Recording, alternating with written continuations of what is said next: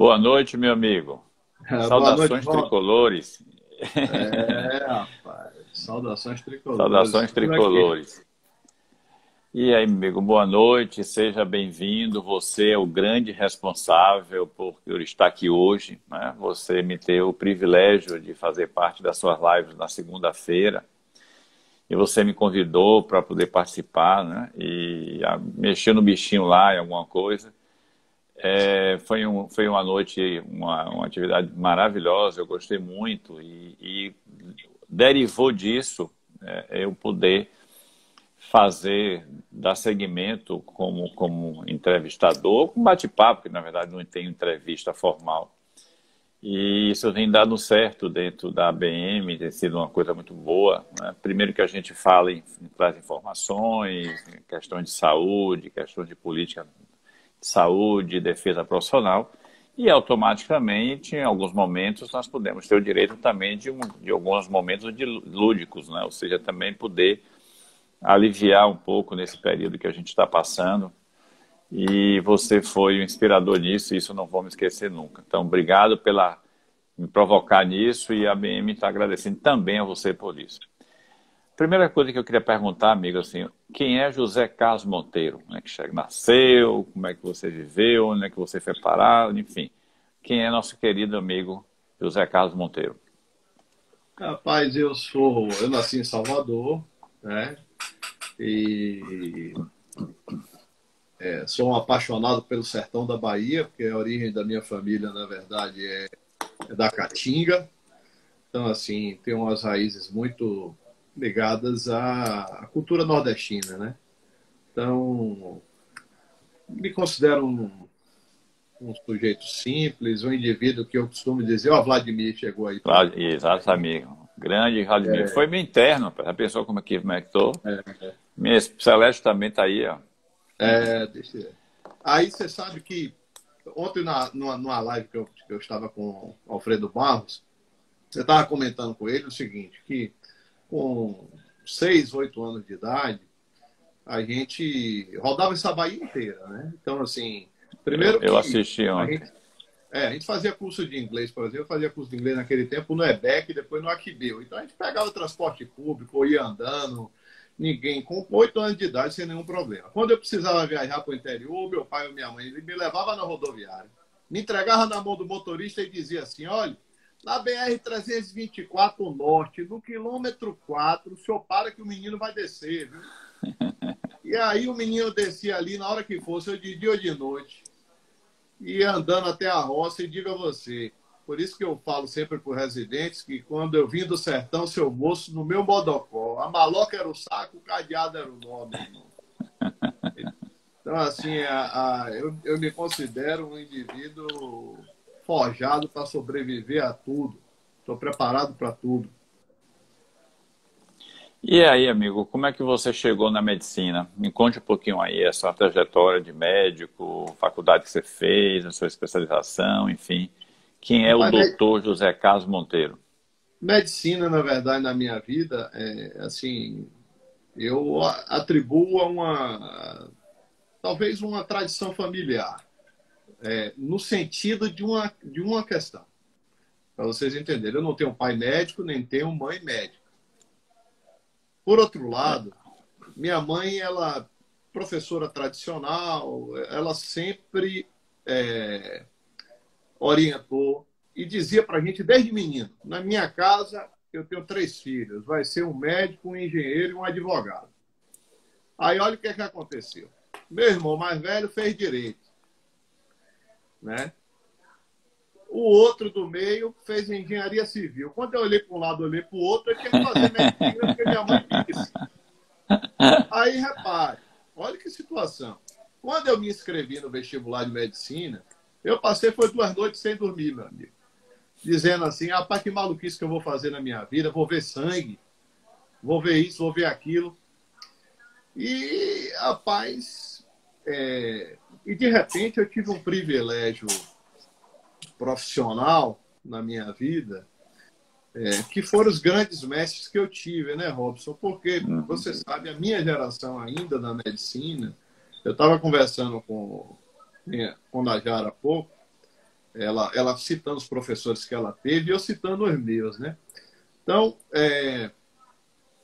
eu fui daquele tempo que ainda tinha a doutora Laurita Cravo Rabelo Machado, professora de Medicina Social, que era uma senhora educadíssima, era outro nível, né?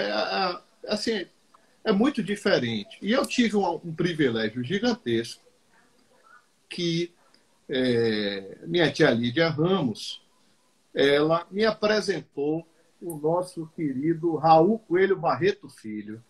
Todo mundo Gente muito boa, gente muito boa. O Kung Fu. Na época que eu tinha acabado de entrar na faculdade de medicina, para que eu pudesse acompanhar Raul no Nina Rodrigues. Aquela coisa de um menino recém-integrado na faculdade, ir para o Nina para acompanhar e tal. Aí, de repente, eu desembarco no Nina e encontro um sujeito simpático. Raul com aquele cabelo preto liso dele, todo arrumadinho. Raul era bonitão e galanteador. Naquele tempo tinha uma fama de namorador, que era uma beleza. Doutora Ilza Prudente aí concordando com você sobre a doutora Laurita. Meus professores foram extraordinários. Mas deixa eu contar a história de Raulzinho. Tá, e aí, quando eu cheguei no Nina Rodrigues, aí tinha um balcão assim, parecendo um aquário de vidro. E eu cheguei no buraquinho que tinha assim para se comunicar e eu disse assim: ô, meu irmão, eu estou procurando o doutor Raul Barreto. Aí o sujeito que estava ali dentro, sentado de calça jeans e gola pora, era o próprio. Aí Raulzinho, eu pensava que eu ia encontrar um senhor de cabeça branca já, né? E encontrei Raul, que ainda era jovem também, muito jovem. E daí a gente surgiu uma amizade, parceria, um relacionamento que nós temos aí de quase 30 anos, né? Então é uma amizade... tanto que Raul, na sequência, eu tenho a consideração de Raul como meu pai na medicina, Ibsen Pires de Novaes como meu avô na cirurgia ginecológica e doutor Antônio Carlos Vieira Lopes, meu avô na obstetrícia. Por quê? Porque na referência da época da gente lá de GO, né?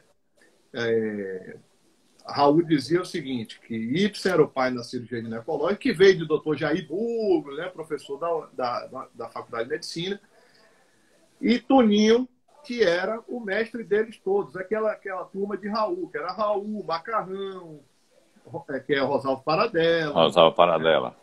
Gaspar, Marcelo Reis, Marcelo Calçola. Então, assim, você imagine, Robson, que eu fui criado num time de gente da melhor qualidade na medicina. Então, assim... Com certeza. Eu posso dizer o seguinte, eu tenho o privilégio de dizer para quem quiser que eu fui aluno dessas pessoas. Então, assim, e isso eu vou lhe dizer, me torna diferente de outros.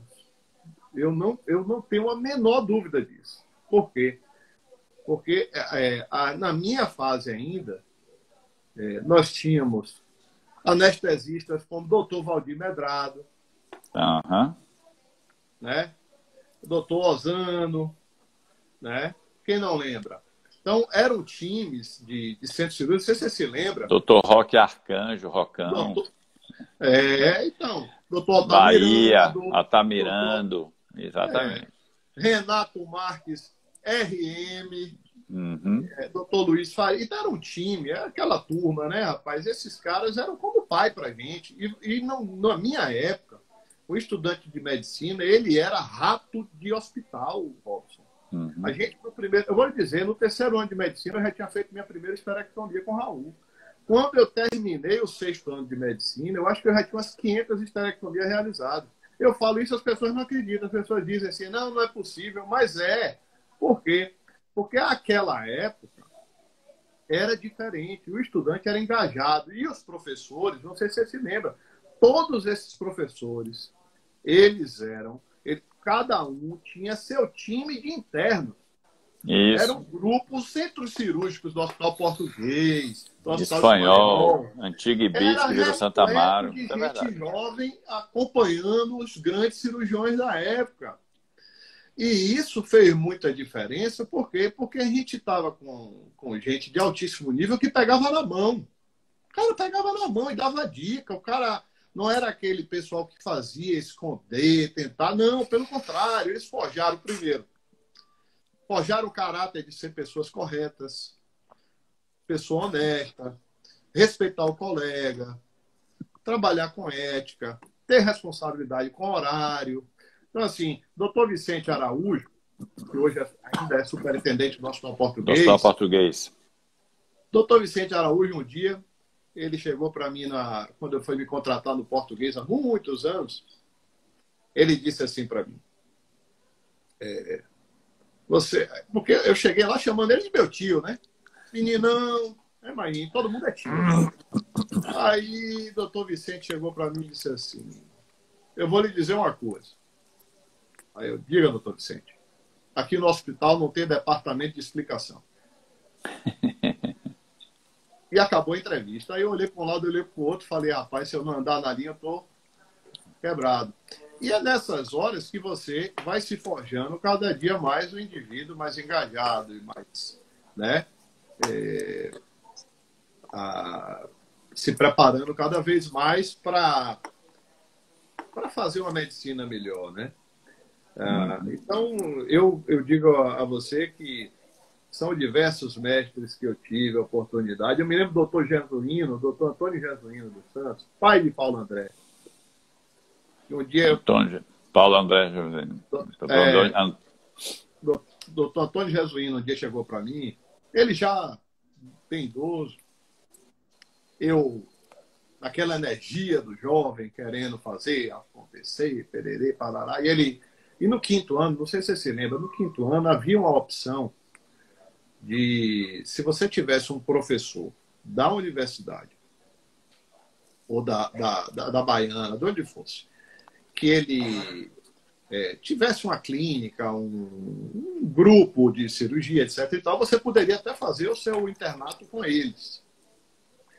E eu, na verdade, naquela época, como eu estava extremamente engajado com essa coisa no Nina Rodrigues e com Raul e cirurgia, etc. e tal, Ips, essa turma, então eu fui procurar o doutor Jesuíno para me aconselhar com ele. E aí o doutor Jesuíno chegou para mim e me disse assim, meu filho, não faça isso. Faça um internato formal, aprenda tudo. Ainda lhe digo mais, não vá fazer ginecologia, não. Faça primeiro cirurgia, depois faça ginecologia.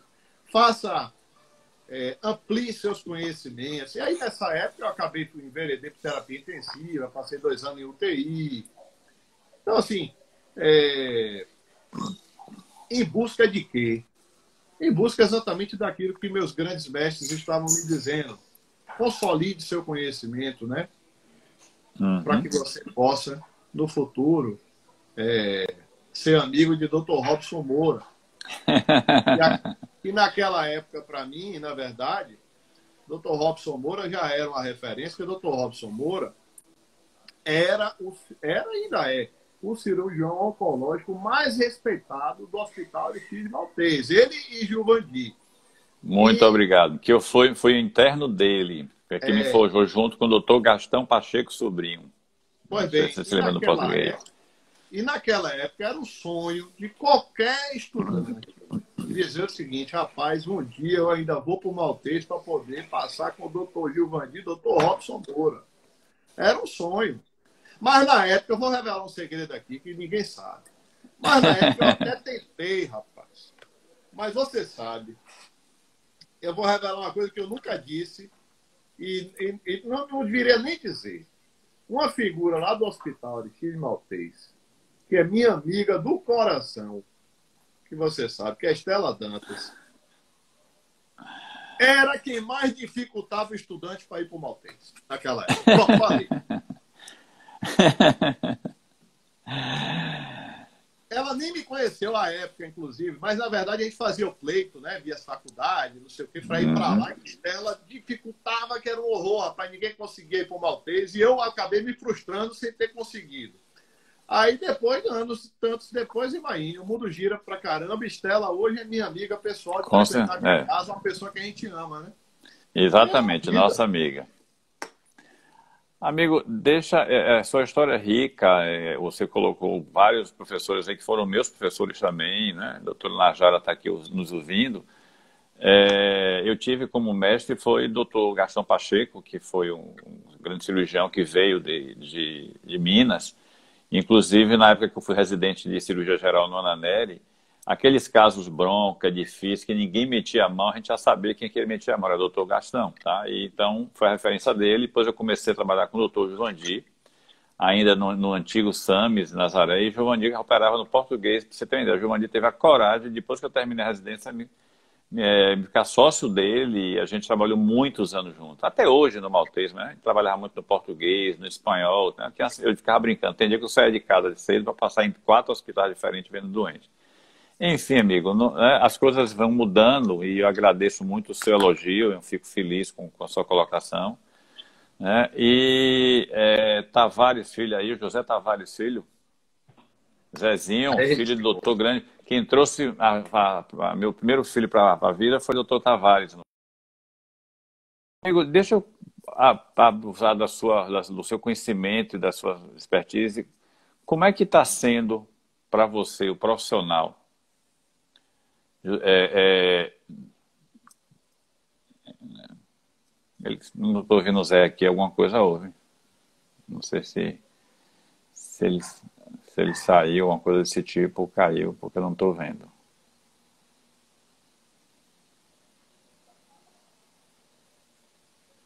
Eu vou ver alguma coisa aqui, deixa eu chamar. E, amigo, eu houve caí, alguma eu queda, caí, eu alguma nem coisa. vi. Já Eu voltou, já só vi que eu voltou. subi, Foi. voltei. Eu só vi que eu Então, subi, eu assim, só nem como é vi. que você tem. Foi, você sumiu em algum momento, alguém lhe derrubou, foi a net que caiu. Você tem uma atividade profícua grande no português, no Hospital da Mulher. Como é que está José Carlos agora em relação ao que está acontecendo hoje no mundo? Como é que é a sua visão dessa pandemia? Como é que você está passando por ela e como é que você imagina que as coisas possam ser? Então, assim, mudou o que na sua vida como médico, como marido e como pai de dois garotos lindos que você tem? Ô, Robson, eu posso dizer para você que, como eu já disse em outras lives minhas, pandemia para mim é uma coisa remota, né? De livro de medicina social e, né, epidemiologia. Nunca imaginei na minha vida passar por isso, né? Se você pensar, você entra num avião aqui, em 6 horas, 8 horas, você está nos Estados Unidos. Então, é inacreditável a gente poder ter uma ferramenta como essa que nós temos aqui, de se comunicar, você em sua casa e eu aqui, a gente poder falar para 30, 40, 50 pessoas ao mesmo tempo e a gente ser colocado refém de um vírus, né, do vírus chinês. Então, assim, do ponto de vista profissional, o que eu posso dizer a você é o seguinte: hoje, na assistência, consultório e cirurgia, meu movimento hoje de atendimentos de consulta e cirurgia está em torno entre 5 a 10% do que eu fazia antes da pandemia. Tá? Então, assim, eu fazia aproximadamente 100 a 120 cirurgias por mês. Hoje a gente faz 5, faz 7. É impressionante como os pacientes, eles pararam de frequentar o consultório. A gente entende perfeitamente, até porque, por conta de toda a política do medo que foi implantada no país, as pessoas se apavoraram e se recolheram. E nessa coisa de se recolher, nós sabemos que doenças não estão sendo diagnosticadas e outras tantas estão sendo adiadas. E aí, a seguir, eu imagino que nós vamos passar por tempos difíceis do ponto de vista de saúde para recuperar esse tempo perdido dessas pacientes. Do ponto de vista familiar, você sabe, meus 2 meninos não estão tendo aula, estão em casa. Uhum. Que o mais velho, que é do Vieira, o Vieira demorou 1 mês e meio, quase 2, para tomar uma providência. Quando tomou, inventou uma aulinha por computador, que tem dia que tem 40 minutos, tem dia que tem 1 hora, tem dia que não sei o quê. E aí pelo menos, para não dizer que está sem fazer nada, eventualmente o cristão entra no computador para assistir uma aula ali de faz de conta, e o resto sou eu e a mãe dele fazendo dever com ele o dia todo, fazendo aqueles cadernos que tem na escola, fazendo a sequência, como se ele estivesse tendo aula e a gente cumprindo a sua obrigação, que em tese seria da escola. O menorzinho, de 5 anos, o Dudu, eu retirei da escola, porque ele, na verdade, estava na pré-escola, que é no pré-alfabetização, né? Eu não sei, hoje em dia tem número 2, número 3, e eu tirei da escola porque não existe escola para menino ficar brincando de massinha e descobrir cor por via internet. E nem tem, inclusive. Até agora a escola dele, inclusive, não retomou nenhum tipo de atividade, nem vai. Então eu retirei.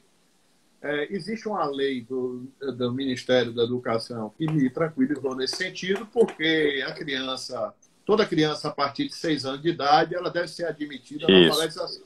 Exato. Então, independente dele cursar esse ano ou não, para o ano ele vai ter que ser admitido na alfabetização. E ele acabou, assunto encerrado. Uma professora para ele, que vem aqui em casa,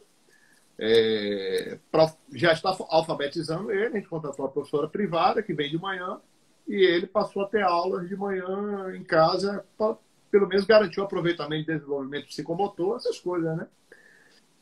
E a rotina, Robson, é aquela loucura, né? Chega em casa, só não tem aqui em casa ainda aquele túnel de desinfecção de Badaró. Só não tem aquele negócio. O resto tudo aqui em casa tem. Então, quando a gente entra pela área de serviço, as funcionárias borrifam a gente todo, e aí você tira a roupa ali e vai direto para o banho, toma aquele banho caprichado, né? Quando sai para trabalhar, máscara N95 o tempo todo, porque no ambiente hospitalar e de clínica e consultório, você tem que usar o EPI adequado, não dá para ficar usando, né? Eu fiz a profilaxia, não tenho vergonha de falar, e mantenho Você a tomou o profilaxia. quê? Você tomou ivermectina? Eu estou fazendo a profilaxia de ivermectina seguindo o protocolo de Porto Feliz. Não sei se você... eu defendo de uma maneira... Eu quero ver no dia que vai nascer um cientista que tem a capacidade de discutir Covid comigo, porque eu nunca estudei tanto uma matéria na minha vida como Covid. Então, se você quiser discutir sobre mioma, eu não sei o que é. Não sabe COVID, mais, né? Mas eu quero ver quem é que não sabe mais Covid do que eu no Brasil. E vou lhe dizer, é indiscutível que se você tratar precocemente todos os pacientes com Covid-19, você muda o cenário da doença.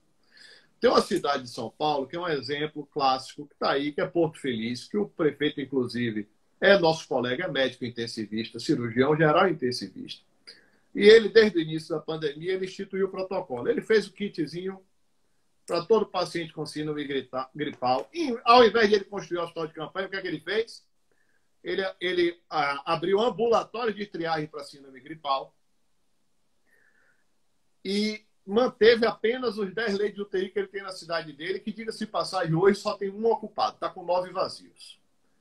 Na cidade dele, ele instituiu o protocolo para profissionais de saúde, ele tem 600 funcionários na área de saúde, entre agentes de limpeza, médico, enfermeiro e técnico. Tá? 2 se recusaram a usar a profilaxia, foram 2 médicos, provavelmente por um viés científico ou por um viés ideológico, e esses 2 pegaram Covid e passaram maus bocados. Os outros 598 funcionários da saúde do município dele, nenhum teve Covid até hoje. Nenhum dos funcionários. É mesmo, pai. Nenhum. É mesmo. Outro detalhe. Ele é um município de 55 mil pessoas, ele tem 2 óbitos até agora registrados, e esses 2 óbitos foram de 2 indivíduos que só foram procurar o tratamento tardio. Está com a UTI vazia, não tem paciente internado com Covid, ele trata contactante. Então, por exemplo, quando ele dá um diagnóstico de Covid no paciente, ele trata todos os contactantes familiares com ivermectina, no caso, só para fazer profilaxia. E o camarada está conseguindo manter a cidade dele nesse nível. E ele disse uma coisa simples, ele vai até protagonizar uma live comigo. Com R$40, você trata o paciente de Covid. Então, aí você me pergunta, ô Zé, então por que estão defendendo Remdesivir? Remdesivir vai chegar no Brasil por 12 mil. Você acha que o laboratório 12 quer mil. remédio de R$ 2? O laboratório ele quer remédio caro. Não tem por de correr. Elaine está perguntando qual é a profilaxia que você está usando. É ivermectina, não é isso? Tá perguntando. Desculpa, ele interrompi. Desculpa. Existe a ivermectina, um comprimido para 30 quilos de peso corporal, só que você tem que repetir pelo menos um comprimido a cada 15 dias e você pode associar um comprimido de hidroxicloroquina semanal. Mas aí é para profissional de saúde. Vamos entender. Profissional de saúde, ele está exposto, porque a gente está atendendo pacientes que potencialmente podem estar contaminados e a gente circula no corredor de hospital. Hoje, por exemplo, no hospital, eu passei por diversos pacientes Covid sendo transportados em corredor com as equipes paramentadas e eu passei de junto. Então, assim, você vai pegar por causa disso? A princípio, não. Mas a profilaxia é extremamente útil. E vamos lembrar uma coisa, Robson. Peraí, eu não estou pedindo ninguém para tomar Pinhosol. Não estou pedindo para ninguém tomar Baicol. Não estou pedindo para ninguém tomar nenhum remédio louco, não. Ivermectina é um remédio de verme, para parasitose, usa para escabiose, mínimos ou zero efeito colateral. A nitosaxazonida, que também tem sido utilizada para tratamento precoce da Covid, que é o Anita, aquele remédio de verme que todo mundo já deve ter tomado. Também é um remédio ultra seguro. Tá? A azitromicina é um antibiótico, também muito seguro. E a hidroxicloroquina, misericórdia. Eu acho que hidroxicloroquina não tem mãe. A cloroquina não é mãe dela, não. Sabe por quê? Porque, observe. Ô, Robson, pega o livro Cécio. Se você ainda tiver um Cécio em sua casa, daqueles antigos seus. Tenho, antigão, tenho. Eu peguei meu Cécio aqui, aí eu fui iniciar. Quando eu comecei meus estudos sobre coronavírus, aí eu fui estudar coronavírus, influenza, China, todas essas coisas. Aí tá lá. Há mais de 30 anos está lá dizendo, se você for para a área endêmica de malária, você toma hidroxicloroquina ou cloroquina 15 dias antes de viajar, todos os dias, durante o período da viagem, e existem 2 protocolos, que você ainda pode manter 30 ou 60 dias da volta para você não ter malária. Ou seja, um remédio absolutamente seguro. Paciente de lúpus toma. Rapaz, é um negócio... E aí resolveram demonizar o pobre do remédio. Pelo amor de Deus. Eu acho isso uma temeridade. Se você quer dizer o seguinte, tudo bem. Cientificamente, todo mundo sabe que dentro do conceito científico, todo remédio, toda pesquisa científica, ela parte-se da hipótese nula. A hipótese de que nada funciona até que você prove. Pronto. Na verdade, a hipótese nula. É o que norteia a comunidade científica. Se você chega para mim e diz assim, Zé, a hidroxicloroquina não tem nada escrito na bula, é off-label, ainda não tem um trabalho randomizado, controlado, nível A, pererê, caixa de fósforo, tudo bem, é verdade. Mas nós estamos vivendo uma pandemia e no momento que grupos de vários hospitais assistenciais passaram a usar, eles começaram a observar resultados positivos. Hoje, por exemplo, não sei se o Vladimir ainda está aí acompanhando a gente, hoje o Vlad estava me contando, Zé, sexta-feira eu recebi um paciente obeso com Covid, que estava saturando 55, 60, indo para a gravidade. O cara tinha 5 dias de evolução, ou seja, estava na janela de que ou eu entro com medicação ou não dá mais. Né? Ou você provavelmente já vai ter que seguir para corticoterapia e outras coisas. Isso. Como ele ainda estava na janela do 5º dia de doença, que até o 7º você ainda pode, Vladimir pegou e introduziu para o camarada a hidroxicloroquina. Vladimir disse que esse cara hoje só faz uma coisa na vida, que é publicar nas redes sociais dele e no WhatsApp para todo mundo que ele foi curado pela cloroquina. E o cara vai ter alta amanhã do Hospital Português. Então, assim, aí você vai me dizer o seguinte, ele foi curado pelo acaso. Então, todo mundo que fez a profilaxia, ou todo mundo que está tratando com Anita, com hidroxicloroquina está sendo curado pelo acaso? Lógico que não é, pelo amor de Deus. O nome disso é estudo observacional, são série de casos, é verdade. Nível de evidência científica, se você quer chamar isso para uma leitura ultra científica, né? Você quer entrar no pormenores da letra científica, é verdade, tudo bem, é um estudo nível C, que é um nível série de casos, mas está salvando gente e uma vida importa. Qualquer vida que você salva, se você usar a medicação, importa. Então eu não posso abrir mão disso. E vou lhe dizer mais. Vou falar uma coisa aqui para você. Tem um infectologista aqui de Salvador famoso, que eu não vou citar o nome, tá? Que quando está na imprensa não fala nada a respeito das medicações, mas todo mundo que ele atende no consultório dele, ele prescreve ivermectina e anita. Se quiser, eu tenho a receita dele escaneada aqui. Tem um bocado de amigo meu que já passou com ele e tomou a medicação. E ficaram bons. Mas não tem coragem de chegar na imprensa. Todo dia dá entrevista na imprensa, mas não fala. Entendeu? Ora, pelo amor de Deus, ô Robson, nós somos médicos. Olha, eu digo aos residentes e aos estudantes de medicina uma coisa. Nós precisamos ter consciência que a medicina é uma ciência a serviço do ser humano, a serviço do paciente e não do médico. E não de sua vaidade pessoal, nem da sua necessidade de querer colocar a ciência como salvo-conduto debaixo do sovaco para justificar suas coisas. Entendeu? Suas fragilidades ou suas ideologias. Eu acho que o médico ele tem que servir as pessoas, tem que servir o ser humano com o que tem de melhor. Aí você vai me dizer, mas você está se contradizendo porque você orienta uma medicação que não tem comprovação científica. Rapaz, se tivesse na bula da cloroquina que curava a Covid-19, misericórdia, né, meu irmão? Aí era fim de mundo, né? Então, eu fico revoltado com essas coisas, com esse tema, porque quando a gente começa a ver, bicho, olha, eu vou lhe dizer, uma pessoa amiga minha, deixa eu lhe contar essa história agora. Fique à vontade, amigo. Já que é para contar causos, vou contar. Pode contar causos também. Depois você conta uns causos engraçados na sua formação. Tem uns causos corretos aqui. Olha, eu encontrei uma amiga nossa, muito querida da nossa família, né?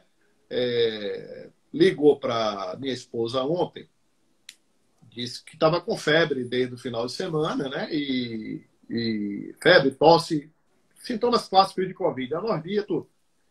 Foi na UPA do Marbach, tá? Diz que a UPA do Marbach, inclusive, ela elogiou, diz que o atendimento é muito bom, diz que é arrumadinho e que tinha EPI, que estava tudo muito decente. Coisa que me surpreendeu, fiquei muito satisfeito, muito feliz de saber. Só que ela disse que o médico disse a ela o seguinte, olha, a senhora está bem, a senhora vai fazer o seguinte, tome um paracetamol, tá? Fez a receita, deu a ela e disse o seguinte, se a senhora piorar, sentir falta de ar, né? Ou alguma outra situação nesse sentido, a senhora volta para a UPA, para a gente regular para um hospital de campanha. Né? O interfone aí, chegou a pizza? Pai, pior que foi a pizza, mas não foi ainda, a gente já comeu a pizza. Celeste, ixi, deixa lá, depois resolve. Fica lá, vamos em frente, continua essa história. Aí ela falou isso com minha esposa ontem. Minha esposa, na mesma hora, me acionou e disse assim, o que é que a gente faz? Eu disse, negativo, vamos fazer a receita para ela agora. E medicamos ela imediatamente, de modo a reverter o quadro dela. Então, assim, ô Robson, imagine o seguinte. Vamos pensar numa coisa? Eu já conversei com vários coordenadores de UTI de campanha e de UTI de hospitais de referência Covid hoje. Quem tem a menor mortalidade hoje é o Hospital Aliança, né? Das UTIs. Quem tem a menor mortalidade.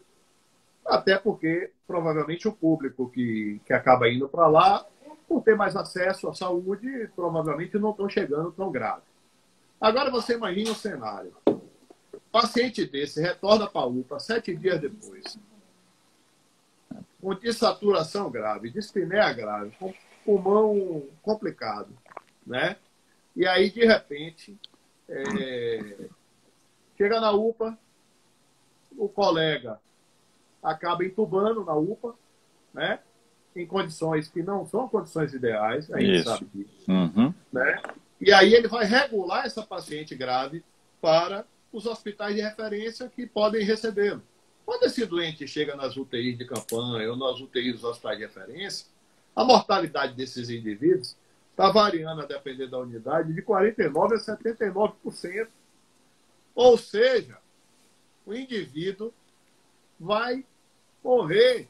E eu venho alertando isso desde o dia que no Brasil, você sabe, eu estou fazendo live já tem vários meses, e eu alertei desde o início, quando não morria ninguém, eu estava com bem pouquinho, e eu disse, sabe quando é que vai diminuir curva? Quando já morrer todo mundo que tinha que morrer. Não tem jeito. Aí depois isso vai ficar numa curva de sobe e desce, porque esvazia a UTI, não esvazia porque está todo mundo saindo curadão, não.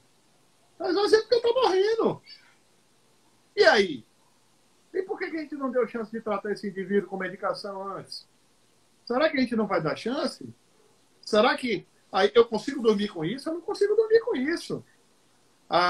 Tem uma pessoa que me mandou um WhatsApp esses dias e me disse assim, será que ninguém vai se arrepender depois de não ter instituído os tratamentos precoces, essas linhas de tratamento, e ter salvado tantas vidas? Porque não importa se o camarada é velho, o cara quer viver um pouco mais, é um direito dele, né? E eu respondi a essa pessoa o seguinte, tenho certeza de que os colegas médicos, no futuro, irão se arrepender de não terem tratado. Tenho certeza absoluta. De político, eu já não posso dizer que tenho certeza disso. Mas, de médico, eu tenho certeza que um dia o cara bota a cabeça no travesseiro e diz assim, mas, rapaz, eu não podia ter feito assim. Por que não? Né? Um eletrocardiograma, você quer fazer o seguinte, eu, por exemplo, para prescrever hidroxicloroquina, eu tenho feito eletro sempre. Isso. Por uma questão de segurança e tal, para a gente medir o intervalo QT. Ô, Robson, um eletrocardiograma particular é R$5. No SUS é R$2. Não é nada. E hoje, com telemedicina, você não precisa nem ter médico para laudar. Em qualquer posto de saúde roda um eletro. Então, assim, será possível, como eu falei, que a gente está prescrevendo uma medicação extremamente perigosa, né? De letalidade absurda? Não é isso, pelo amor de Deus. Você sabe que tem uma coisa, eu participei de uma... Eu falo como que, viu, Robson? Pode ficar à vontade, a ideia é essa mesmo. Eu vou até beber uma água aqui. Beba água, vamos lá. Sua conversa está ótima. Eu participei de uma reunião recente num determinado hospital de Salvador da rede privada para debater questões sobre Covid, né? Me chamaram como consultor para prestar uma consultoria e debater algumas coisas, e isso já tem uns 30 dias, mais ou menos, talvez um pouco mais. E nessa reunião, para iniciar a minha apresentação, eu solicitei que me fosse apresentado, naturalmente, o quê? O protocolo do hospital. E eles me apresentaram o protocolo. E o protocolo do hospital estava lá para tratamento de Covid e o uso do Tamiflu. Né? Essa história eu já vi. E aí eu questionei. Aí eu apresentei, quando eu fui questionado em relação às medicações que eu sugeri, aí o pessoal disse assim, mas a Associação de Medicina Intensiva e de Infectologia Brasileira publicaram que não há evidências e tal. Eu disse, vocês leram o documento? Eu já sabia que eles iam me perguntar. Eles disseram, li. Pois bem, aí eu botei o outro slide. Quando eu botei o outro, era o documento. A primeira medicação que a Sociedade de Medicina Intensiva e de Infectologia proibiu para a Covid-19 pela toxicidade, porque não tem ação, é o Tamiflu. Aí eu perguntei, peraí, e o Tamiflu vocês podem, e as outras não podem, por quê? Então alguém tem que me responder tecnicamente. Porque não pode ter dois pesos e duas medidas. O Tamiflu é tão proscrito para uso para Covid, ou não tem evidência nenhuma, e pelo contrário, só a toxicidade, quanto qualquer outro remédio. Com a diferença que o Tamiflu é um antiviral super tóxico, e que nós sabemos que esses remédios, por exemplo, os que eu citei, que são antiparasitários com ação antiviral e antirreplicação viral, são remédios comprovadamente antivirais. Se você pegar a bula, inclusive, da nitazoxazonida, está lá dizendo que ela é medicação de escolha para rotavírus, norovírus e outros vírus de ação entérica. E vamos lembrar que Covid atua também no epitélio gastrointestinal. Isso, com certeza. Então, não estamos usando medicação que não está adequada. Ivermectina é a mesma coisa. Então, peraí, pessoal. Vamos fazer um freio de arrumação. Não é para nenhuma... Eu não defendo, nem quero, Robson, sabe o quê? Que Secretaria de Saúde, nem diretoria de nenhum hospital, estabeleça protocolo de medicação off-label, não. Porque até, talvez soaria até antiético, ou talvez até uma liberalidade que não é para esse nível de autoridade, um superintendente de um hospital. Mas você tem que disponibilizar. Você tem que disponibilizar com facilidade. O Tratado de Helsinki, Zé, o Tratado de Helsinki fala em off-label. Fala em off-label. Você dá publicidade que existe a medicação, que existem esses protocolos, e você deixa na mão do médico que está na ponta. Isso. E aí você treina o cara. Chama quem conhece o remédio, quem está usando, para treinar o cara. Ó, pode usar que é seguro. Ô, Robson, você pega um menino desse. Quem é que está dando plantão, Robson? É um menino CRM 35 mil, 30 mil. O camarada é inseguro, é jovem. Eu já fui assim, você também. Uma hora dessa você fica até com medo. Rapaz, não vou prescrever esse negócio não. Rapaz, sei lá, Bolsonaro falou, Bolsonaro é doido. Eu não vou prescrever esse negócio não, que depois vai pipinar para mim. Mas é o mesmo menino que depois, quando atende um paciente lá, que morre de qualquer coisa, que bota lá suspeita de Covid no atestado de óbito, na declaração de óbito. Entendeu? Então, assim, as autoridades, elas deveriam, o que é que eu sempre defendi? Vamos parar para olhar de outro jeito. Não vamos olhar com política, não. Esqueça Bolsonaro. Bolsonaro não lembra nem que a gente existe, rapaz. Entendeu? Esqueça isso.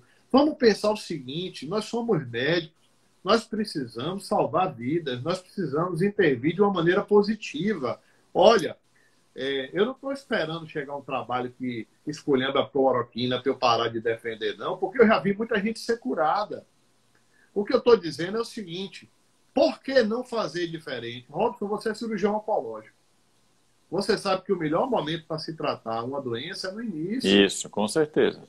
Não é tardiamente. Tubo não salva ninguém. Respirador de 180 mil não salva ninguém, rapaz. Isso é ilusão. A gente precisa, se a gente trata esse indivíduo precocemente, a gente dá uma chance. Se o indivíduo ainda se complicar, pronto, aí vamos trabalhar e tratar ele na alta complexidade. Mas não fazer isso ao contrário. Até porque, vamos pensar, se é uma doença que não tem necessidade de tratar precocemente, porque a maioria não desenvolve nada, então é uma gripezinha. Bolsonaro estava certo. É ou não é? Tem uma lógica, né? Então vamos fazer uma conta. Peraí, então vamos fazer o seguinte. Esquecendo o medo, eu agora vou virar Zezinho estatístico. E eu vou fazer uma estatística para vocês, quem estão assistindo a gente aqui. A Bahia tem 417 municípios. Nós temos agora, eu acho que aproximadamente 1.500 a 1.600 óbitos em mais de 100 dias de pandemia. O que dá aproximadamente, dividido por 100, dá o quê? 15, vou botar por 100, para dar 15 por dia para a conta ficar certa. Né? Então nós tivemos 15 óbitos por dia num estado que é do tamanho da França, em 100 dias. Opa, peraí, a França morreu 38 mil. Mas a França tem uma densidade populacional maior, realmente. Não, tudo bem, então vamos... Qualquer estatística que você queira fazer, conta comigo. Né? Se eu for por esse viés aí, a discussão é outra. Mas eu não quero discutir quem está certo, eu não quero ter razão, eu quero ser feliz, eu quero que as pessoas vivam bem, eu quero que a pessoa se cure, eu quero que a pessoa tenha uma chance.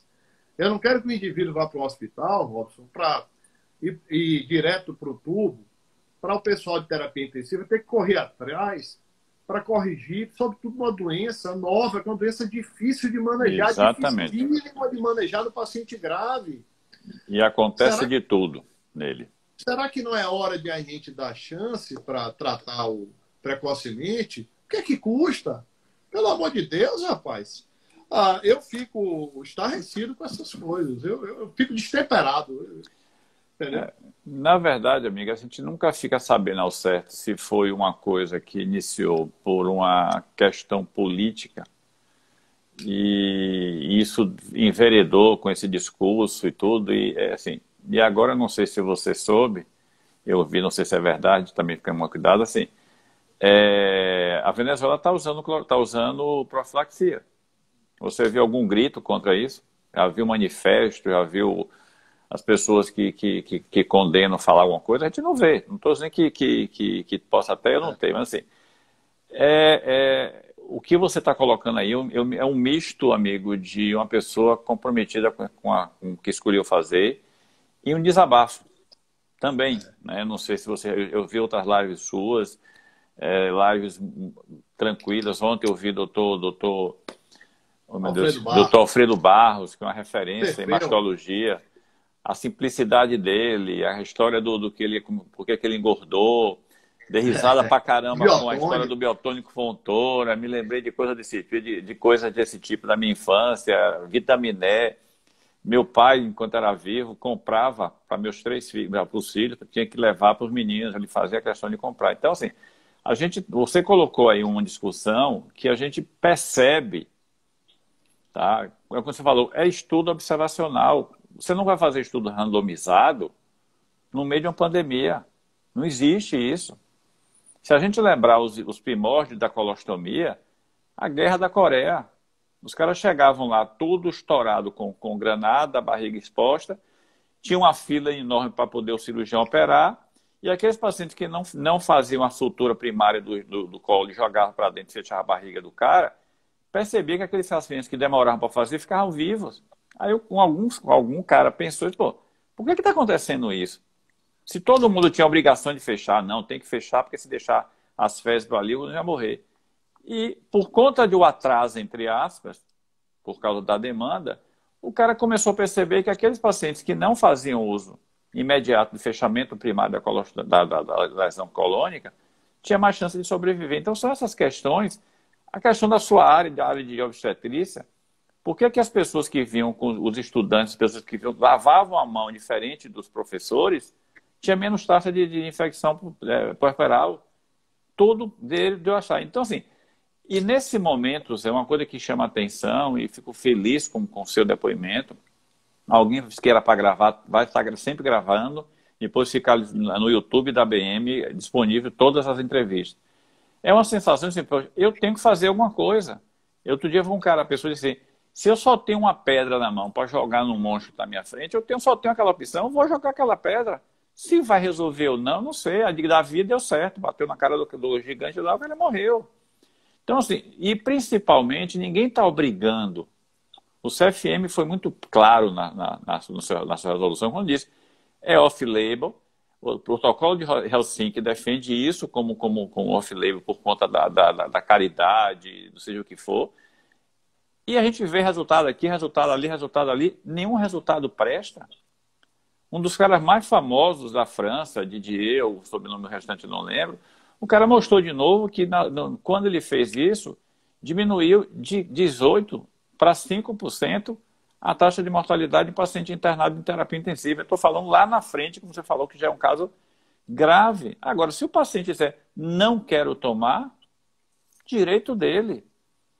Entendeu? Agora, eu acho pouco provável que algum paciente que esteja com sintomas iniciais dizer, não, eu não quero, é um direito dele, mas eu acho que isso vai ser tão pequeno, né? Eu fico brincando com relação, porque aumentou a taxa, o intervalo QR pode dar problema. Pronto, faz o eletro, se o problema é esse, eu acho que tem que fazer, até porque é feito em qualquer paciente antes de usar, seja para malária, seja para doença autoimune, faz o eletro, acompanha o doente.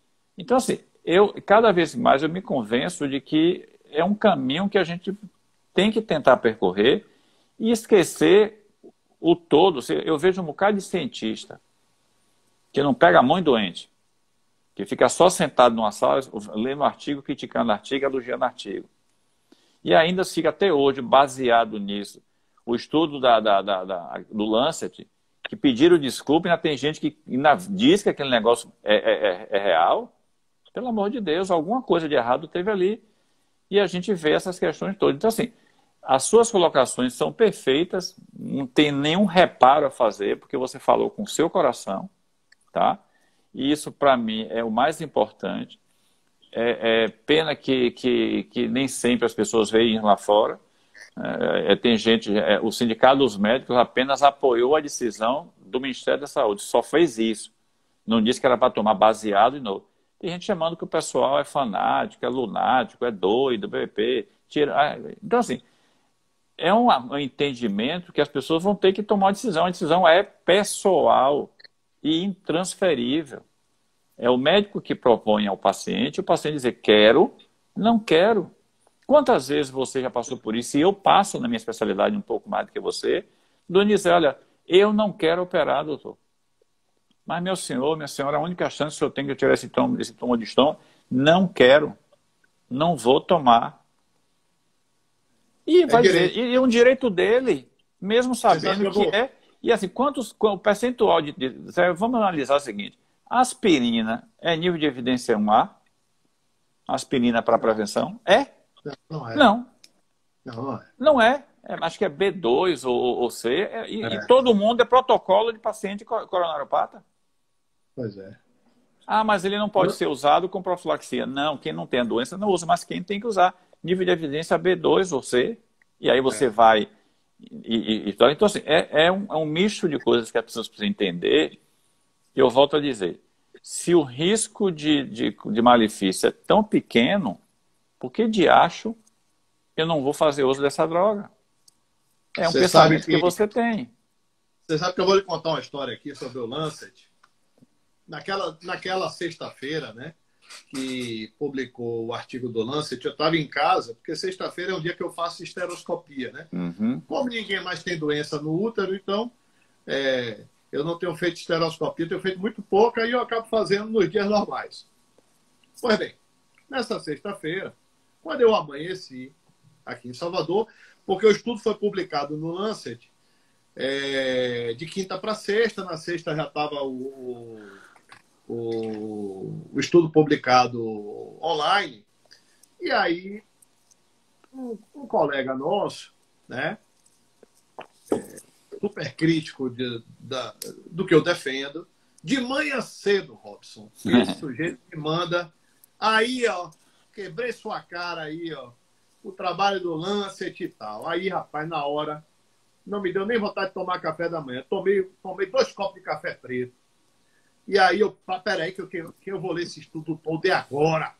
Só paro aqui quando eu terminar de ler. Aí eu li todo. Quando eu terminei de ler o estudo, rapaz, minha empolgação foi tanto que eu peguei o telefone e liguei para a Nagara e falei, meu amor, o estudo do Lancet é um lixo, não vale nada. Já anotei todas aqui as críticas ao estudo, sentei no computador, escrevi uma carta para o editor do Lancet na mesma hora. O mínimo nome que como dizia Luiz Gonzaga, eu disse a ele as do fim. Disse a ele as do fim. Que era uma vergonha, uma revista daquele nível, publicar uma excrescência daquela. Disse as do fim. Resultado. Ele recebeu. Depois o Lancet, o editorial, publicou uma semana depois.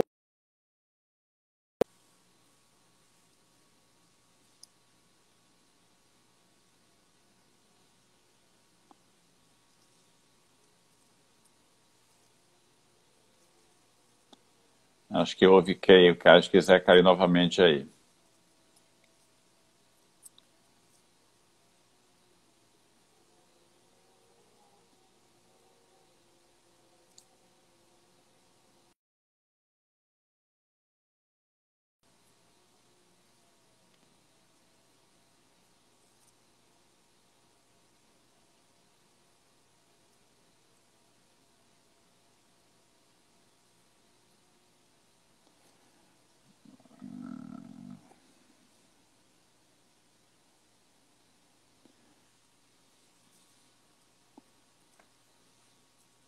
Acho que caiu de novo a conexão dele. Acho que eu acho que foi o Lancet. Vocês que estão foi o Lancet. Aí, foi o Lancet que me... Foi o Lancet, foi. Se cair novamente é por causa do tempo, mas a gente está tão bom que a gente vai continuar.